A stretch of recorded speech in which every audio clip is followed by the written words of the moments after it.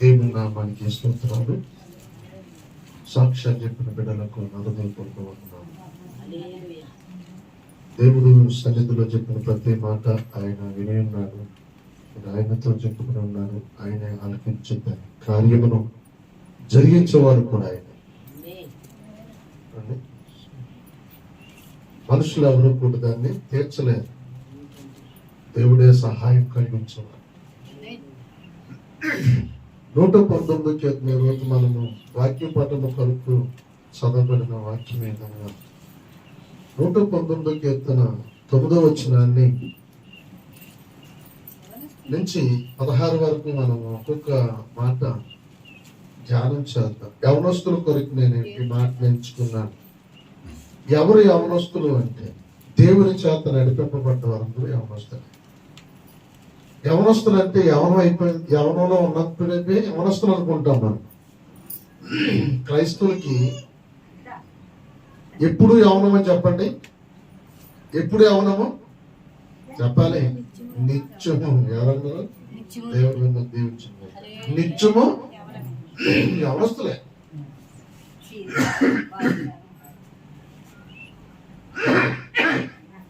నిత్యము యవనస్తులే. ఎందుకని నేను అంటాడు, 40 సంవత్సరాల వయసులో ఆ కొండ ఎక్కి దిగగలిగాను. ఇప్పుడు నేను 120 సంవత్సరాల వయసు వచ్చిన, 80 సంవత్సరాల వయసు వచ్చిన నేను ఆ కొండ ఇప్పుడైనాను ఎక్కగలను, దిగగలను అంటాడు ఆయన. బహుశా చక్కటి మాట చెప్తాడు ఆయన. అంటే నేను ఇప్పుడు ముసలి వయసు అన్నది నా దగ్గరికి చాలా మంది కొంచెం ఒక 50 సంవత్సరాలు రాబోతుకి లైట్గా ఏమవుతాయంటే మోసప్పుల సొలుపులు రావడం, కంచెం కూర్చుంటే తొందరగా పైకి లేగలేకపోవడం, ఇలాంటివి మెల్లిమెల్లిగా ప్రారంభింపబడుతుంది. అంటే నువ్వు ఆల్రెడీ కొంచెం ముసలి వయసు వచ్చిందని అర్థం అన్నాడు. ఇప్పుడైతే కుర్రోళ్ళు కూడా లేచిపోలే, నేల కూర్చోలేకపోతున్నారు, నేల కూర్చుంటే పైకి లేగలేకపోతున్నారు అనుకోండి. దేవుని స్తోత్రం. ఎందుకంటే కుర్రోళ్ళే ముసలు అయిపోయారు. అలా రాత్రి చూడండి ఏమంటుంది, ఎవరు దొంగత్రి ఏమంటుంది, నేను కిందనే కూర్చోలేను, ఆ మేడ సీట్ మీద సీట్కి యాడ్ చేసేది అంటుంది. మంచి యవనపాయము, యవనస్తురాలు. శక్తి లేదు. అయితే శరీరంలో శక్తి ఉండునా లేకపోయినా, శరీరంలో శక్తి గురించి దేవుడు మాట్లాడు. కానీ పౌలు అంటే నేను చాలా బలహీనుడును, అయినను దేవుని వాక్యం చేత శక్తివంతుడునై నేను అనేకులకు ప్రకటిస్తున్నాను అంటాడు ఆయన. ఇక్కడ అంటున్నాడు, యవనస్తులు దేని చేత తమ నడతను శుద్ధపరచుకుందరు. దేని చేత శుద్ధి అవుతుంది యవనస్తులకి?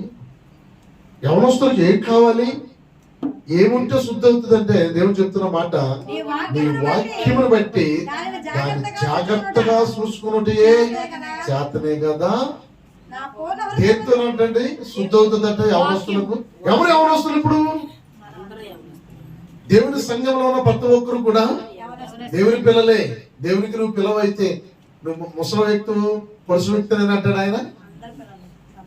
తల్లి ఏమంటది, నా పిల్లలు అంటారు తప్ప నా పిల్లలకి 60 సంవత్సరాలు వచ్చాయి, నా బిడ్డకి 50 సంవత్సరాలు వచ్చి అంటదా?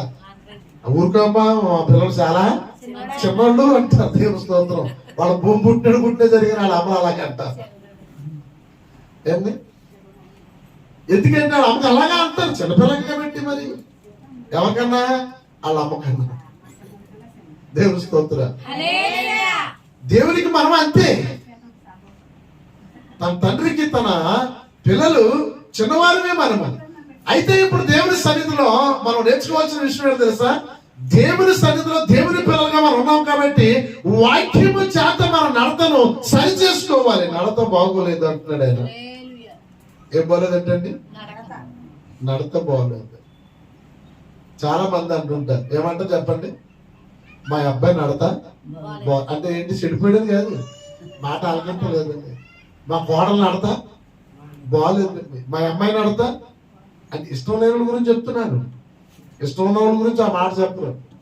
ఇష్టం ఉన్న వాళ్ళ గురించి ఏమంటారు, నాకు బాగానే చూసుకుంటారని నా పిల్లలు అంటారు.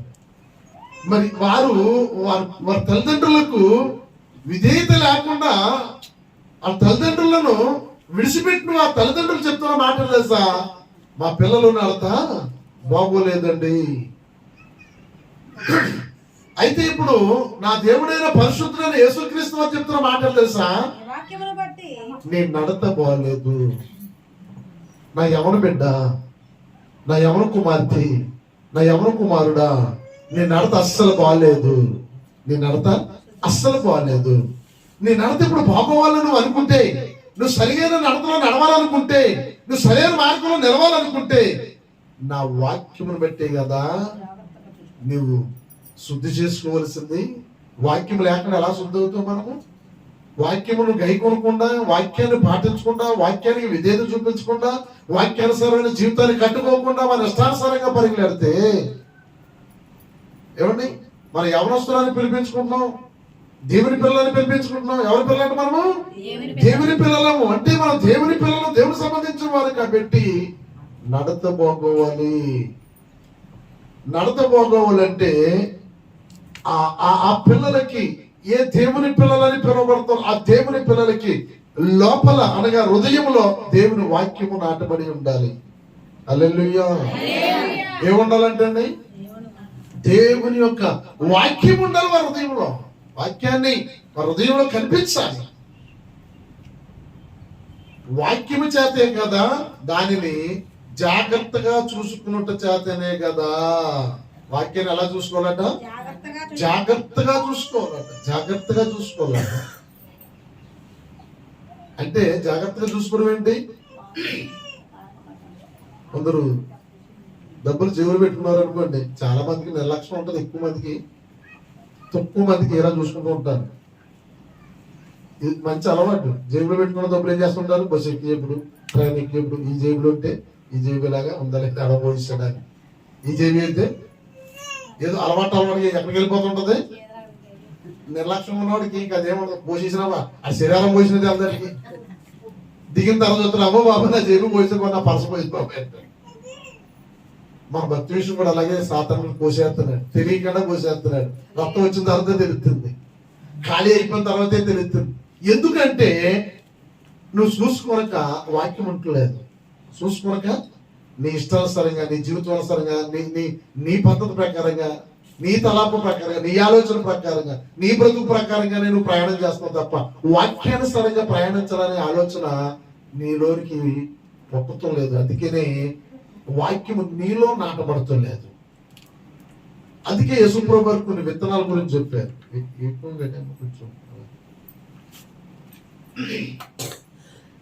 యేసుప్రభు వారు అందుకే కొన్ని విత్తనాల గురించి మాట్లాడారు. ఆయన మన విత్తనము ఏ స్థలంలో పడుతుందో చూసుకోవాలా. అంటే 3 నేలల గురించి చెప్పుకొచ్చాడు ఆయన. ఒకటేమో మంచి నేల, నెంబర్ 1, అది దున్నబడ్డది, ఎండాకాలం చక్కగా ఎండబడ్డది, వర్షాకాలం వచ్చినప్పుడు విత్తనం అందులో నాటబడ్డాయి. ఆ వాక్యం అందులో కప్పబడ్డది, విత్తనం అనే వాక్యం. రెండోది త్రోవ పక్కన, మూడోది రాతి నేల, నాలుగోది ముళ్ళ పొదలు. 4 రకాలుగా జలబడ్డదండి వాక్యం. యవనస్తులైన మనము, దేవుని పిల్లలమైన మనము తన వాక్యము చేత మనం శుద్ధి చేసుకోవాలనుకుంటే వాక్యము హృదయంలోకి రావాలి. ఈ హృదయమైన నేల దున్నబడి సదనం చేయబడి పరిపక్వముగా అది పండి ఫలించి నూరంతర ఆశీర్వాదం పండడానికి నీ హృదయం ఎదురు చూడాలంటే ఆ వాక్యం హృదయంలో ఉండాలి. వాక్యం హృదయంలో ఉంటే ఎక్కడ ఉంటాం చెప్పండి? మనము దేవుని సన్నిధిలో ఉంటాం, దేవుని సన్నిధిలో మాట్లాడతాం, దేవుని సన్నిధిలో ప్రార్థన చేస్తాం, దేవుని సన్నిధి కొరకే జీవిస్తాం.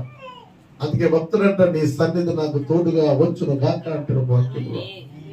ఏం రావాలంటే మన తోడుగా? ఏమి రావు మన తోడుగా. మనం సంపాదించవచ్చు, మనం కష్టపడవచ్చు, మనకి ఇష్టమైన వస్త్రాలు, ఇష్టమైన నగలు, ఇష్టమైన ఏవేవో వస్తువులు మన ఇంట్లో ఉండొచ్చు. కానీ నిరంతరము నిత్యము నీ తోటి మాత్రం దేవుని సన్నిధి రావాలి. ఇవన్నీ ఒక్కొంతంటే 100 దేవుని సన్నిధి నీతో నిత్యము నిరంతరం నీతో రావాలి. దేవుని సన్నిధి రావాలంటే దేవుని వాక్యమును జాగ్రత్త చూసుకోవాలంట. ఏం చేయాలంటమ్మా? దేవుని వాక్యమును జాగ్రత్తగా చూసుకోవాలంట. ఎలా చూసుకోవాలో 10వ వచనం అంటాడు, నా పూర్ణ హృదయముతోను. నిన్ను వెతికెదుచున్నా. ఎలా వెతకాలంట?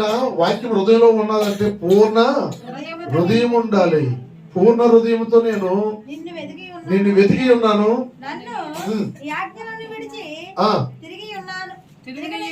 తిరిగి నీయకుము. నీ ఆజ్ఞలను విడిచి తిరగనీయకుము. నీ ఎదుట ఏం చేయాలంటే అండి, అది ఎంత నష్టం వచ్చినా, శరీరానికి అది ఎంత గాయమైనా, వాళ్ళు ఎంత నిన్ను నిందించినా ఆజ్ఞ మాత్రమును పాటించాలి. ఏం చేయాలి? ఆజ్ఞను అనుసరించి, ఆజ్ఞను ధిక్కరించి తిరిగినట్లుగా మనం ఉండకూడదు. ఆజ్ఞను పారవేసేసుకుని, ఆజ్ఞ ఇవ్వబడ్డది. ఆజ్ఞ చూడండి, మనకి డాక్టర్ అంబేద్కర్ మనకు ఒక ఏమిచ్చారు? ఈ ప్రపంచానికి లేక మన దేశానికి ఒక రాజ్యాంగాన్ని ఇచ్చారు. ఆయన మేధాసు, ఆయన తెలుగుతో. రాజ్యాంగంలో ఎవరికి చూసి భయపడాలన్నారు? పోలీసులకి. వాడు సన్నంగా ఉన్నా, ఏమండి, మంచి బలంగా ఉండే సరే కానీ ఆ సన్నంగా ఉన్న వ్యక్తి దగ్గర పోలీసు పట్ల వేసి నుంచుంటే ఇది ఎంత కత్తబెత్తడైనా సరే కానీ ఆయన నుంచి ఏం చేస్తాడట? జాగ్రత్తగా మాట్లాడతాడు. నిజంగా ఎదిరితే ఈడే కొట్టేస్తాడు, ఈడే బలవంతుడు. కానీ అక్కడ ఏమి ఇవ్వబడ్డది? అతని గురించి వ్యతిరేకంగా మాట్లాడినా, అతను ఒంటి మీద చేయబడినా, ఏమండి, అతన్ని ఇన్సల్ట్ చేసినట్లు మాట్లాడినా ఏం చేయమని చెప్పారు? దాని మీద కేసు పెట్టి జైల్లో పడిసేమని ఆర్డర్ రాయబడి ఉంది. అందుకని వాళ్ళు ఎక్కడ కనిపించినా సరే, వాళ్ళు ఏ కులమైనా, ఏ మతమైనా, ఏ ఊరు వాళ్ళైనా, ఏ గ్రామస్తులైనా మన సంబంధం ఉండదు. పోలీసుడు మాత్రం పరిధిలో ఉండే మనం చాలా బహుగా గౌరవించడం కాకుండా చాలా జాగ్రత్తగా మాట్లాడతారు ఆ వ్యక్తులు. ఆయన వెళ్ళిపోయే వరకు మనకెందుకురా బాబు. కారణం ఏంటి? ఏంటి? అంబేద్కర్ ఇచ్చిన ఆజ్ఞ అది. అలాగనే లేఖనంలో ఇచ్చిన ఆజ్ఞ నువ్వు పాటిస్తే అంత జాగ్రత్తగా ఉండగలుగుతావు. నీ ఇష్టానుసారము చెల్లదు. నీ ఇష్టానుసారం నువ్వు ఉంటే నీకు ఆజ్ఞ ఎక్కడ పాటించినట్లు నీవు? అవునా కదా? చెప్పండి. దేవుని స్తోత్రం. మన ఇష్టానుసారంగా లేకపోతే మనకి ఈ లోకంలో నిందలు వస్తాయి, ఈ లోకంలో మన శ్రమలు వస్తాయి, ఈ లోకంలో హేళన చేస్తారు, ఈ లోకంలో మన పక్కన పెడతారు, ఈ లోకంలో మన కించమరుస్తారు. ఏమని? ఈరోజు నీకు ఎంతో ఆత్మీయమైన స్నేహితుడు, స్నేహితురాలు, కుమారుడు, కుమార్తెతో పెళ్లి చేసుకుంటున్నారండి. ఆదివారం పెట్టుకున్నారు, నువ్వు వెళ్ళవు. ఏమంటారు చెప్పు? మళ్ళా కనపడ్డా నీతో మాట్లాడతాడా? ఎంత గర్వం చూడరా. నేను ఆడ పెళ్ళిళ్ళు అన్నిటికీ నేను వచ్చాను. రాత్రులు పగలు ఆడ ఇంట్లో పెళ్లి అన్నిటికీ నేను చేశాను. ఈ రోజు నా కార్యక్రమం రావడానికి రానన్నాడు. నీతో మాట్లాడు. ఎందుకు వచ్చినారో మా వారితో ఉన్నారు, మన పెళ్లి ఎందుకు చేశాడు. ఒక ఆదివారం ఏదో రకంగా ఎవరు చెప్పుకోవచ్చు? పాస్టర్ గారికి. దేవుడు చెప్తావే, గోప కొట్టేస్తా. దేవుడు చెప్తే దేవుడు స్తోత్రం. దేవుడు చెప్పగలుగుతావా? చెప్పు, మోకరం చెప్పు. రోజు అత్తమానం చేసిన అబద్ధాలు, రోజు అత్తమానం తిట్లు, రోజు అత్తమానం సొనుగుళ్ళు దేవుడితో చెప్పు, మోకరించి. చచ్చిపోతావు నువ్వు. జ్ఞాపం చేసుకుని ఆలోచన దేవుడితో చెప్తే, ప్రభా నేను ఈ రోజు అలా తిట్టాను, ప్రభా నేను ఎలా తిట్టాను వాళ్ళని అది గర్వంగా చెప్పుకో. దేవుడితో బతుకుతావేమో. జ్ఞాపకం ఉండదు. సాయంత్రం పరిశుద్ధుడు పరిశుద్ధుడు పరిశుద్ధుడు పరిశుద్ధుడే మనకి. దేవుని స్తోత్రం. హల్లెలూయా. వాక్యము చేతే నడతను సరి చేసుకోవాలి. నీ ఆజ్ఞానుసారంగా నడిపించే నడత నాకు నేర్పించు. నీ ఆజ్ఞ ప్రకారంగా. దేవుని యొక్క ఆజ్ఞ అది. విశ్రాంతి ఏం చేయమని? ఆశ్రయించమని ఆజ్ఞ అండి. ఈరోజు నాకు 10,000 రూపాయలు అనుభవించే స్టూర్ పోయింది నాకు. రాత్రి వెళ్ళిపోయారు చక్కగా. మా యొక్క కిరణా వర్తకులు అందరూ కూడా మనిషికి 10,000 రూపాయలు. దేవుని స్తోత్రం. నేను వెళ్ళినా ఎలా పని 10,000 ఇవ్వాల్సిందే. వెళ్తే నేను కూడా ఉంటాను. ఎలా పడితే 10,000 వాళ్ళకి ఇవ్వాలి కంపల్సరిగా. 20 ఇద్దరు కూడా కంపల్సరీ మనుషులు 10,000, 2,20,000 రూపాయలు అక్కడ పెట్టవలసిందే. మంచి బస్సు వేస్తారు. రాత్రి 7:30కే బస్సు ఎక్కారు. మరలా పాపం వాళ్ళకి మనసుకు సాలకి మరలా ఫోన్ చేస్తారు. ఎందుకని 10,000 పోతున్నాయి కదా, వస్తాడేమో. దేవుని స్తోత్రం. పోతే దేవుడు ఇస్తాడు. అది వాళ్ళు నిర్మించుకున్న ఆజ్ఞ తప్పదు. వాళ్ళతో ఉన్నాం కాబట్టి ఆ నష్టం మనకి, దాని నష్టమని భావిస్తే వాళ్ళతో ఉండడం ఆ వ్యాపారానికి న్యాయం ఉండాలి కంపల్సరిగా. ఉండకపోతే వాళ్ళతో జరగకపోతే నష్టాలు జరుగుతాయి. ల్యాబ్ ఇన్స్పెక్టర్, ఫుడ్ ఇన్స్పెక్టర్ ఎవడో అప్పు చెప్తాడు, వాడు వచ్చిన 50,000 60,000 రాసేస్తాడు. నీ షాపులో అది లేదు ఇది లేదు, దాని మీద అంకిల్ చెదిరిపోయి దీని మీద ఎంఆర్పీ లేదు అని. వాళ్ళందరూ ఎవరో రాకుండా చూసుకుంటే ఒక యూనియన్ ఉంటుంది. ఆ యూనియన్ ప్రకారంగా ఉండాలంటే నష్టం జరుగుతుంది. అయ్యి బాబు 10,000 పోతాయి ఏదో రకంగా ఎవరో ఒకరితో మన బిడ్డలు ఎవరో ఒకరు చెప్పే మందలే ఆదివారం ఏదో ఒక ఆదివారం ఏదో అనుకుంటే పిలిపి చెప్పలేవు. నువ్వు బ్రహ్మాండం చెప్తావు, నాకన్నా బాగా చెప్తావు నిలబడి చెప్పమంటే. దేవుని స్తోత్ర. పన్ను చెప్పలో సూపర్ గా చెప్తావు, రావతి చెప్తుంది. దేవుని స్తోత్ర. నిజంగా మనసులో మాట చెప్తున్నది కానీ వరలక్ష్మి కూడా చెప్పింది. వాక్యం చెప్పడం గొప్ప, ఆజ్ఞ నిలబెట్టుకోవడం గొప్ప. వాక్యం ప్రతి ఒక్కరు చెప్పగలుగుతారండి. 6 నెలలు కూర్చొని నేను నేర్చుకున్నాను. 6 నెలలకు నువ్వు కూర్చొని నేర్చుకున్నాను. 6 నెలలు ఒక మీటింగ్కి వెళ్ళాం. మీటింగ్ లో సీడీ కొనుక్కున్నాను. ఏమైంది ఎదురు కొనుక్కోని మీటింగ్కి వెళ్ళాకనే. దాని మీద ఎవరి ఫోటో ఉందంటే కే పాల్ గారి ఫోటో ఉంది, ఆ నాన్నగారి ప్రసంగం అంటది. వింటూ ఉన్న రోజు ఆ క్యాసెట్ పక్కన ఒక అరగంట, పక్కన అరగంట, గంట ఈ ప్రసంగమే. ఒక మనుషుడు ఎరుసలేం నుండి ఎరుకో పట్ల దిగిపోవచ్చుండగా ఒకటే రిఫరెన్స్, ఒకటే ప్రసంగం గంట చేశాడు మా అనుభవం. కే పాల్ గారు నాన్నగారు. ఎన్నాళ్ళు కూర్చున్నా నేను? 6 నెలలు కూర్చున్నాను. పిడాపురం ఏదో మీటింగ్కి వెళ్తే క్యాసెట్ కొనుక్కొని చక్కగా ఆలకించాను. ఆలకించి మా అమ్మగారిని అన్నాను, మాస్టర్ గారిని, నాకు ఒక్క 10 నిమిషాలు అవకాశం ఉండి అమ్మగారిని. దేవుని స్తోత్ర. క్యాసెట్ ఏమో విని విని విని విని విని విని కంఠస్థం పెట్టేసుకున్నాను. దూరు గమ్మించేశారు అయ్యాలి ఆదివారం దేవుని సన్నిధిలో. దేవుని స్తోత్ర. ఇంకా అక్కడి నుంచి ఆదివారం నాకు పావుగంట కేటాయించేశారు. ఇంకెక్కడి నుంచి నేను పావుగంట వాక్యమే. మా మాస్టర్ గారి కంటే ముందు నాకు పావుగంట ఒక అరగంట చెప్పిపోయాను చక్కగా. కూర్చుండు పెద్ద వయసు ఆమెకి, చాలా మంచి ఆవిడ. చెప్పడం గొప్పతనం కాదు, నేర్చుకోవడం పెడితే ప్రతిదీ సాధ్యమే. చెప్పి ప్రతి విషయం కూడా నేర్చుకోవాలి కానీ మనసు పెట్టాలి, ప్రతిదీ మనం చేయగలుగుతాం. కానీ ఆజ్ఞను పాటించాలి. దాని దగ్గరికి వచ్చిన తర్వాత ఏం చేయాలి? ఆజ్ఞను పాటించాలి. అబ్రహాము నేను ఎవరు కుమారుణ్ణని తప్పించుకోవచ్చు కదా, కుదరదు. చంపేయడానికి సిద్ధపడిపోయి వెళ్ళిపోయాడు. ఆయన రెడీ అయిపోయాడు. దానికి బలి అర్పించడానికి, దహనం చేయడానికి కట్లు పుల్ల నిప్పి అన్ని తీసుకెళ్ళిపోయాడు. చిన్నవాడా? బాగా చిన్నవాడేం కాదు కదా. 15-16 సంవత్సరాల వయసు ఉంటుంది ఇంచుమించు, తక్కువ అంటే. తండ్రిని అడుగుతున్నాడు, మరి ఎలాంటి బలి ఎప్పుడు ప్రతి సంవత్సరం ప్రతి 6 నెలలకి 3 నెలలకి దహన బలి ఇచ్చే అలవాటు అవుతుంది కాబట్టి మనం దహన బలి ఇవ్వడానికి వెళ్తున్నాం. కానీ మరి దహన బలి ఇవ్వడానికి గొర్రె పిల్లేది దేవుడు చూసుకుంటాడు అన్నాడు అంతే. దేవుని స్తోత్రం. దేవుని మాటను మనము ఆజ్ఞానుసారంగా అనుసరించే గొప్ప ధన్యత మనకు కావాలి. నాకు కీర్తన గ్రంథమే సరిపోలేదు, నేను చూస్తే లిస్ట్ రాసుకొచ్చాను ఈరోజు. హల్లెలూయా. చూద్దాం.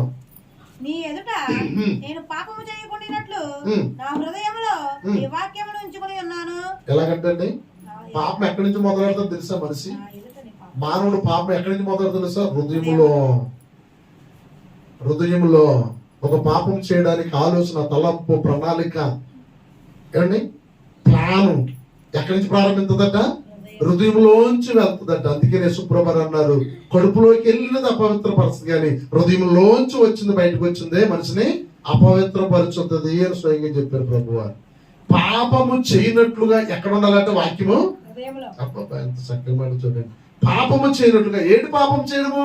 ఇంక తాగేసి తిరిగేసి పేకట్టాడేసి ఏమిసారం చేసి కుదురుతుందా? గుళ్ళోకి వచ్చాక ఏమి కూడా ఇప్పుడు చిన్న చిన్న తప్పుపోతున్నాం, పాపం చేస్తున్నాం.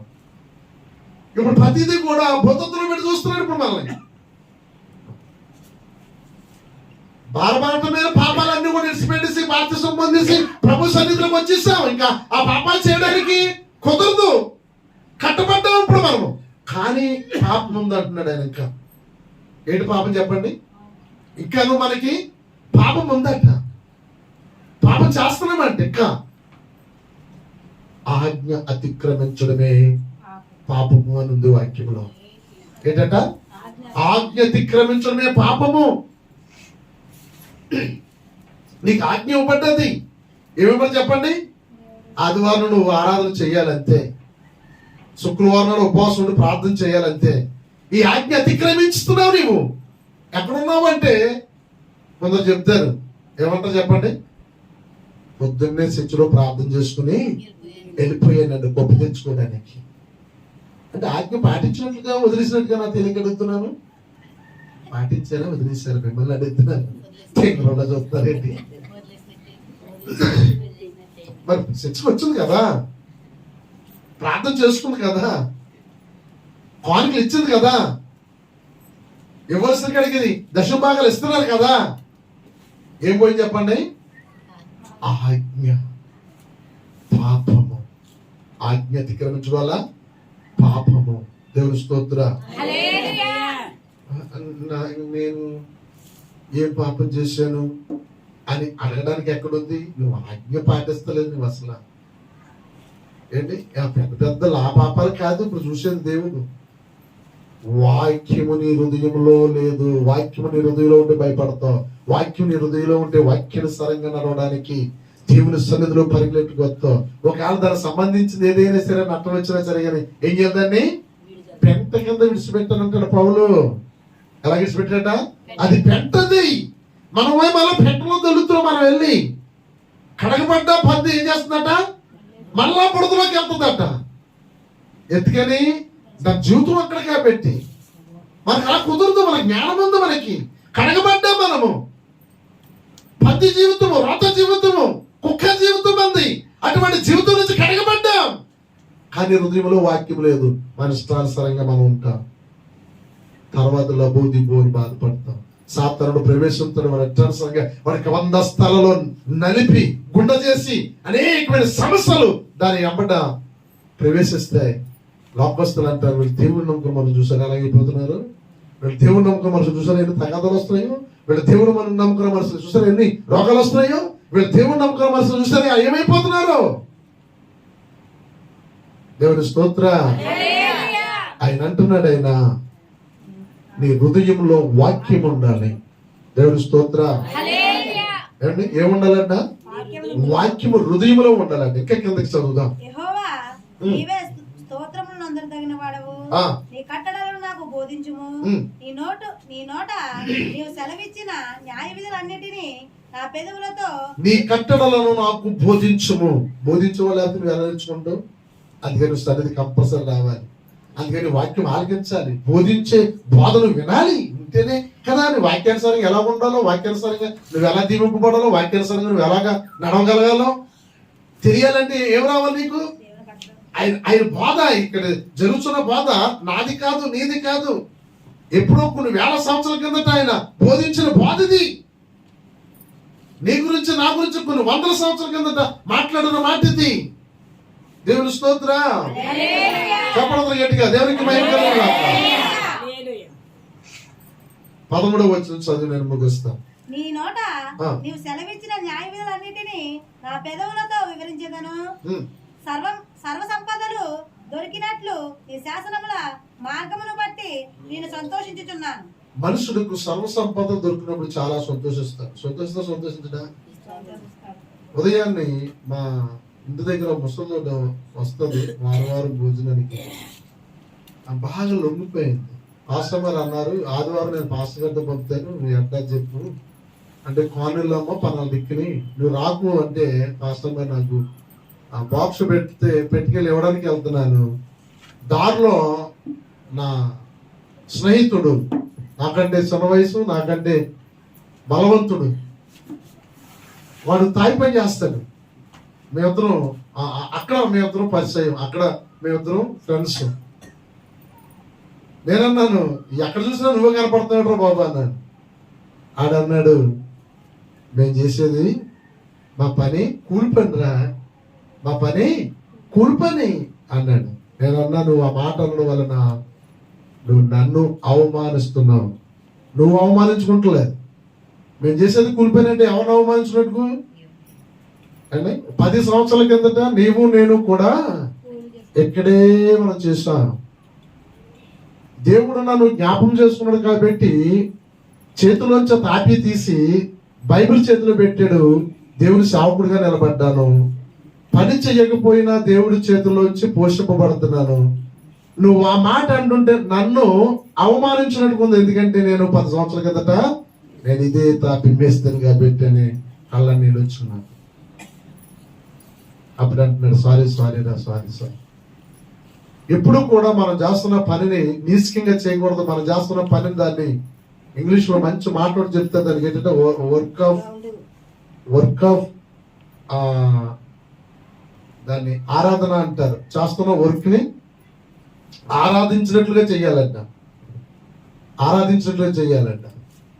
నిజమే, దేవుని ఆజ్ఞ దేవుని యొక్క మాట ప్రకారంగా నిలబడ్డ వాళ్ళం కదా. కానీ మరి నాకంటే ఆయన బలవంతుడు, నాకంటే మంచి శక్తివంతుడు, నాకంటే వయసులో చిన్నవాడు, మరి నేను వాడు కలిసి పని చేశాము. ఆడు ఈ రోజుకి అదే పనిలో ఉన్నాడు. దేవుడు నన్ను ఆ పని నుంచి తప్పించాడు. దానికి ఇష్టం లేదు. నా కుమారుడు ఆ పని చేయడానికి ఇష్టం లేదనుకున్నాడు ఆయన. కానీ ఇలా 40 సంవత్సరాలు పోయిందా, 50 సంవత్సరాలు పోయిందా, మర్చిపోవడానికి ఒక తరం కలిసిపోయిందా? తిప్పి కొడితే 10 సంవత్సరాలు. ఆయన ఆజ్ఞ మన హృదయంలో పాటిస్తే ఆయన అంటాడు, నాకు 61 కీర్తన చాలా ఇష్టం. 1 కీర్తన 61 కీర్తన బైబిల్లో నేను చాలా సార్లు 2 అధ్యాయాలు ఎన్నో సార్లు చదివేసిన చాలా ఇష్టం. ఎందుకంటే ఆయన అంటాడు, నేను ఎక్కలేన తెత్తైన కొండకి నేను నిన్ను ఎక్కిస్తాను. దేవునికి స్తోత్ర. ఎందుకు ఎక్కిస్తాడంటే ఆయన ఆజ్ఞను పాటించాలి. ఇక్కడ అంటున్నారు చూడండి, మనం ఆ 13, 14 వచనాలు, నా నోట నీవు సెలవిచ్చిన న్యాయ విధులను నా పెదవులతో వివరించదను. సర్వ సంపద దొరికినట్లు ఏం పట్టుకోవాలంటే మనము మనిషికి సర్వ సంపదలు దొరికితే ఎంత సంతోషమో. దేవుని వాక్యము కొరకు పరిగెత్తలాడు, దేవుని వాక్యము కొరకు ఆతుర్దపడాడు, దేవుని వాక్యము నేర్చుకోవడానికి, వాక్య ప్రకారంగా జీవించడానికి ప్రయాసపడాలంట. సర్వ సంపద గురించి ఏమిటి, మనం ఒక 500-600 పని చేయడానికి, కూలిపని వెళ్ళడానికి నిర్లక్ష్యంగా వెళ్తే ఊరుకుంటాడు రైతు. 8 గంటలు రమ్మంటే 8 గంటలకు వెళ్ళాలి. 9 గంటలకు వెళ్ళామనుకో ఏమంటాడు? దేవుని స్తోత్ర.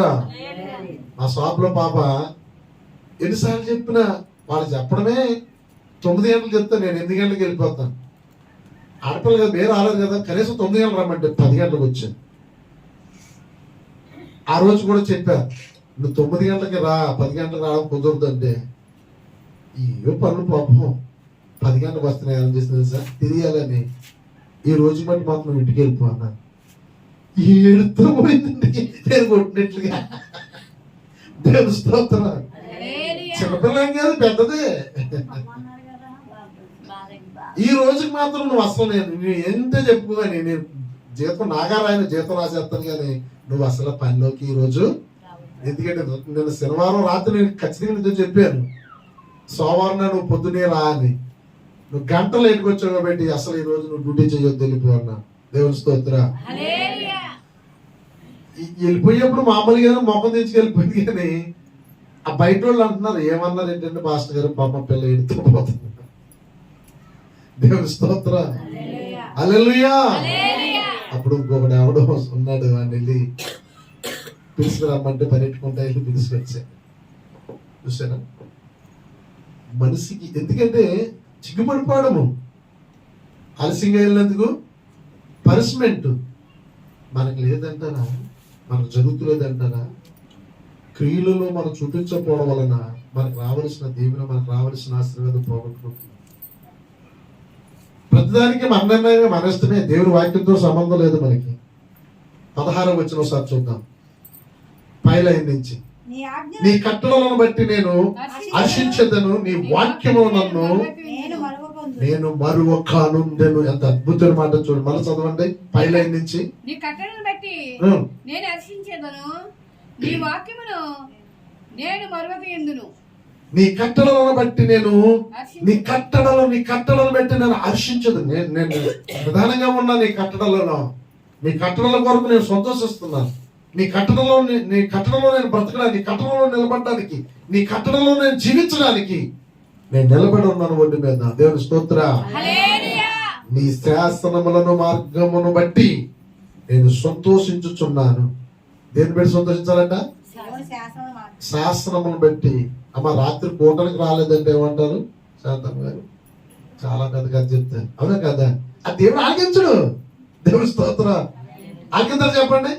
కుదరలేదండి, నీరసం ఉందండి, మా అబ్బాయి అడ్డుగా ఉందండి, ఏమి అసలు ఆలకించడు. ఎందుకంటున్నానంటే ఏమండి, రాత్రి అందరూ వచ్చి రావడం రాలేదు కాబట్టి చెప్తున్నాను. అలాగే ఆ అమ్మని అడిగినానుకో, ఏమన్నా చెప్పమ్మా నువ్వు?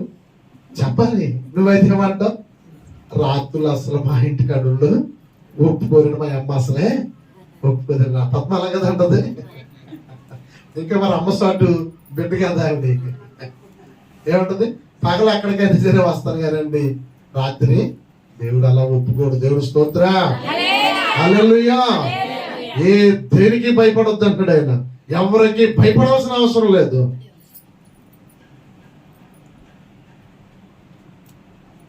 కట్టడలను అనుసరించక నడుస్తున్నాం మనం. అవునండి. రాత్రి ప్రార్థన సిగ్గేసింది.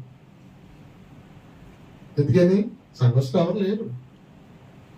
11 మంది ఉన్నారు. లెక్కెట్టుకున్నారు మీరు?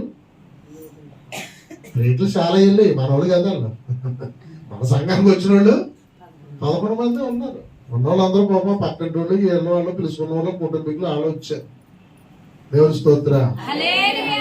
ఏమంటే వచ్చిందంటారు? ఏమంటే వచ్చిందంటారు? భయం లేదు. ఇప్పటికీ జ్ఞాపకం ఉంటుంది. దావీదు పాస్టర్ గారు అన్నారు, భయం లేదు కోడి వెళ్ళి పసర్లో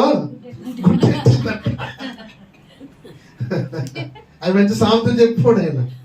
ఎక్కడ పెట్టిందంటే వెళ్ళి అదే ఏ పసర్లో పడితే ఎవడో కాల్కొని పడి చిరిగిపోతే ఉపయోగపడుతుందా? ఎందుకని దాని భయం లేదు. అది ఎక్కడ పెట్టేస్తుంది. మేపుకున్నవాడు ఇంటికి రావాలి. ఒక్కొక్కరిని అందరూ కప్పెట్టుకోవడం బాబా కదా. ఆ గింజలు వేసి రాత్రులు పగలు దాన్ని మేత వేసి ఇంటికి వస్తే ఇంటి అయ్యానికి ఆ పట్టుకొని కప్పెట్టుకుంటుంది. బయలు అనుకోండి అంతే, బజార్లో తిరుగుతూ ఉంటాయి. ఎవరికిలాగా? రాఘవంలాగా. కూటమి రోజు ముందు చెప్పారు. చెప్పే సరే మా అమ్మ అక్కడ చెప్పిస్తుంది, నేను ఎక్కడికి వెళ్ళాలా? మా పుట్టింటికి వెళ్ళాలండి, పండగ పప్పాలు తెచ్చుకోవాలండి, మా అమ్మ నాన్న బాధపడతారండి. దేవుని స్తోత్రం. రాలేదు మరి రాత్రి అంటే నేను ఇవన్నీ మాట్లాడితే బయటకు వెళ్ళిపోతుంది. తాడి పెద్ద సంఘాలు కోసం అనుకుంటారు.